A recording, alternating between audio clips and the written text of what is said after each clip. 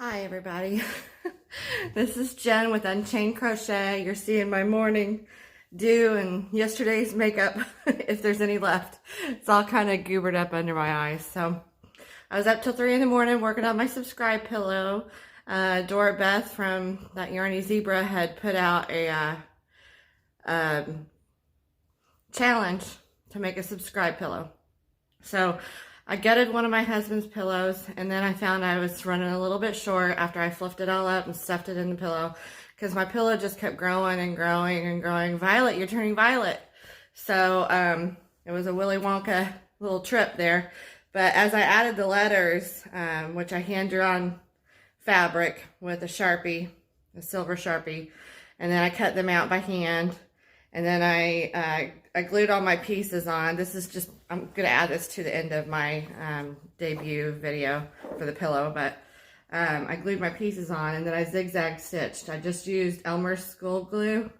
It comes in the little round thing. Take the cap off, and it's like a paste. It's kind of purplish at first. So I just glued them on with Elmer's. Let it dry for a bit, not that long. They stayed in place. If you're going to glue, try to use glue for some crocheted or I-cord knitting letters. I would, and you're gluing onto some yarny fabric that you've made, some crochet fabric, I would use the liquid Elmer's school glue. It's washable, but that way it gets into the fibers a little bit more. And don't mash it too much. Just gently set that onto your fabric and let it dry overnight. And then you should be able to whip stitch around your letters, or however you're going to do it, running stitch. That's what I would do if I had made a crocheted version. So that being said, I did, mine's not quilted really, it's stitched. I just zigzagged.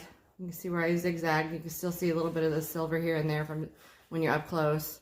But I just zigzag stitched. I literally walked it with a walking foot around on my sewing machine, turning as you need to with your needle in the fabric. That's when you want to lift your foot and turn. So I just really kept my nose right above it, watching, making sure I was hitting my fabric. I love the little bird there.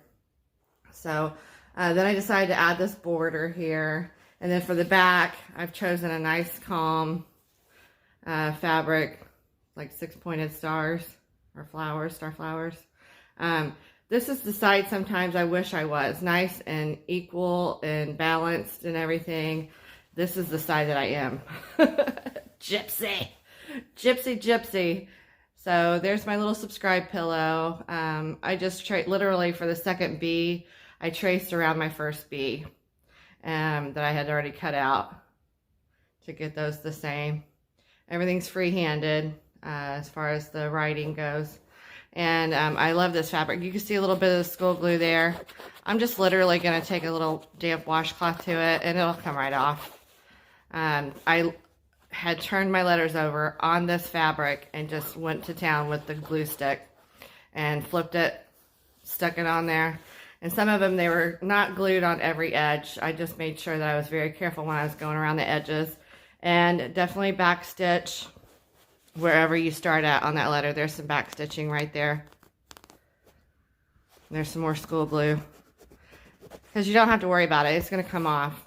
It's going to wipe right off. It's just on the surface. Love, love, love my little orange birdie. I'm contemplating going around this with some orange permanent marker around the edge of that triangle. I feel like the bird doesn't show up enough, but maybe it does.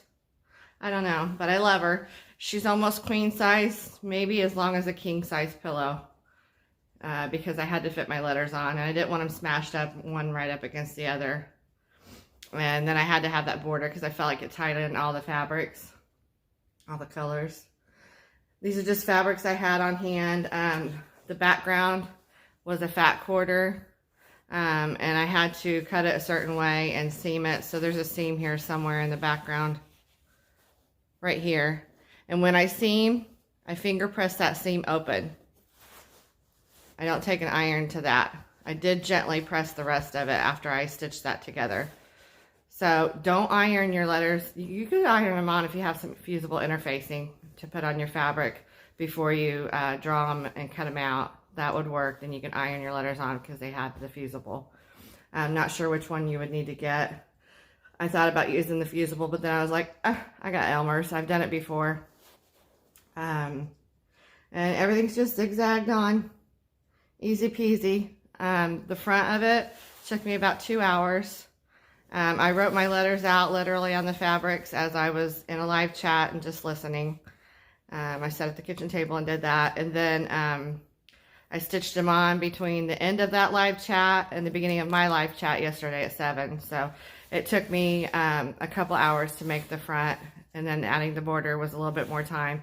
And then getting the old pillow about gave me carpal tunnel. So, and then I ran out of batting when I got to where I had about this much left. I ran out of batting from that pillow, the stuffing. So I opened another pillow, and it's an old flatty pillow and way overused. So I just opened the corner of it and took what I needed out of it, and I'm just going to restitch that pillow up. That way it's in there in the guest bedroom for when my husband's sleeping. I'll probably fluff up that corner where I stole it from, that last little bit that I needed. So this tutorial here, I just walked you through what I did. I'm not going to do a tutorial on the whole pillow. If you have basic sewing skills, you can figure it out, and I've given enough information that get brave and just do it. So I'm stitching it up with this light blue thread so I can see my thread. But before I stuffed it, before I started any stuffing, I finger pressed where those seams would be on the sewing machine had I kept sewing it up all the way around. I left just big enough for my hands, so I stuck little piles of stuffing. And as you stuff it, if you reuse some stuffing, you can see it didn't turn out too lumpy. Because as you stuff it, put your hand in the middle of all the stuffing to push it down. And first do your corners as you go. And then as you build up and build up, just keep sticking your hand like this into the middle of the stuffing.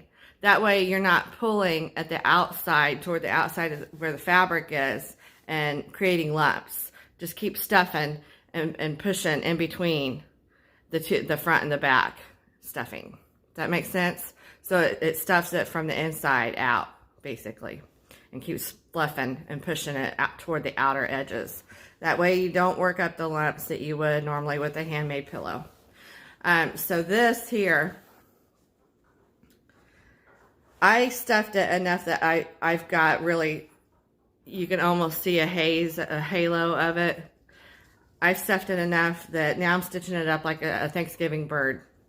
So after you finger press it and you get it all stuffed, you can see your little finger pressed lines. You can see where I have finger pressed this. Right here. Here's the finger press line. So that is where I am, and this is how I did a lot of my hand quilting before. But I am literally, where I'm placing the needle is right up through that line. Tucking in the edge and pulling the needle. See if I can get this situated. And I'm not pulling this tight yet. I pulled tight down here where I reinforced my seam from, it got a little ragged from stuffing and came a little bit loose even though I backstitched. So I've gone up through this one, and you want to just make sure that that edge stays turned under. Right like that. And then go over to the other side and put your needle in there and just pick up maybe at the biggest, 1/4 inch of that seam. See if I can get it on camera. Right like that, right through the fold.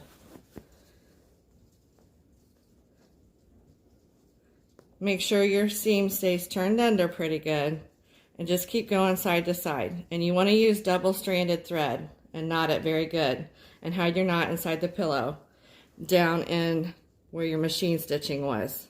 Hide that knot inside there. Just come up through the seam from the inside out. So I'm just grabbing just a little bit of fabric each time. Now I'm going to pull this, kind of like the old corseting. Don't pull too hard, you'll snap your thread. And then just check. I still see some blue thread, so I'm going to keep pulling until it disappears. Can y'all see that? Just keep pulling till it disappears down here. and then it'll loosen up again, and you're going to keep going and just keep corseting that up. Hold your seam down with your finger, with your thumb, hold it in, and just take a little bite. Oops, sorry, I'm trying to get this close enough where you can see and not knock everything over with this beast of a pillow. She's a beast.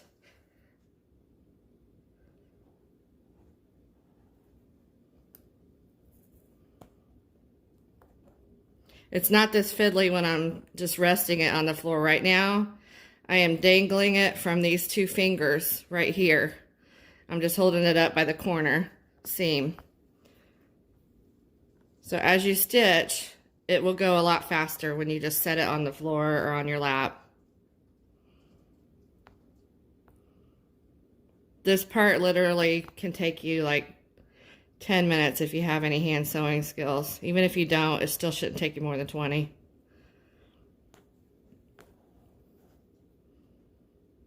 And it doesn't have to be perfect. And draw it up. Now I'm just going to keep going until I get to this corner. So I'm going to set it down. I have about 1 inch left. It looks a lot larger, but it's not. And tuck in your stuffing. Just poke it a little bit with your finger as you go. Let me adjust this so you can see what I'm doing. Looks like we're getting some more very wet snow here. Big, huge flakes. I don't think it's going to stick much yet. Wow, those are huge. It's falling heavy like rain.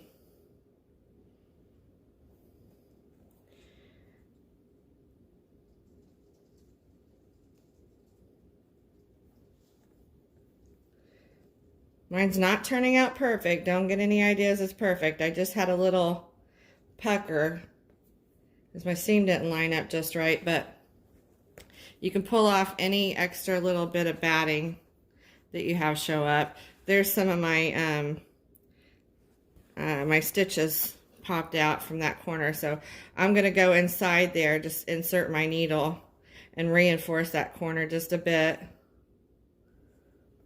Just put your needle in between the seam and come up through that fold, just like you have been doing, but I'm going into where I already stitched with the machine because it came loose from stuffing it.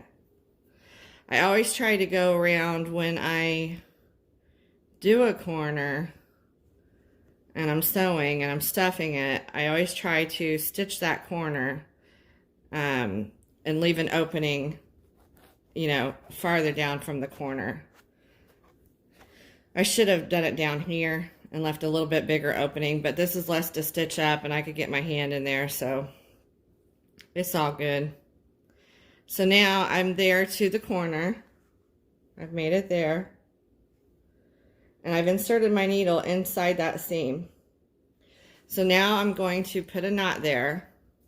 I'm going to go around my needle 3 times. 1, 2, 3.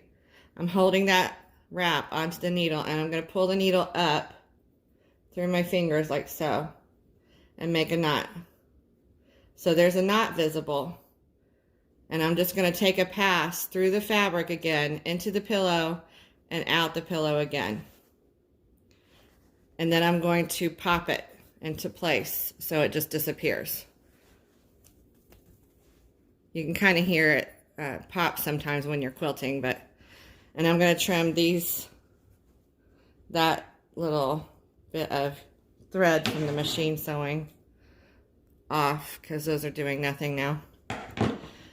And I have stitched clear into the corner. You can even, if you want, pick out your corner just a little bit more with your needle. And I can see that I did that and my knot is still there. Can you see that? My knot is right there. Right there. So I'm going to pop it. And there you go. My knot stayed in. It's no longer on my thread. Can you see it? Can you see it? I'm trying to get where you can see on there. There it is.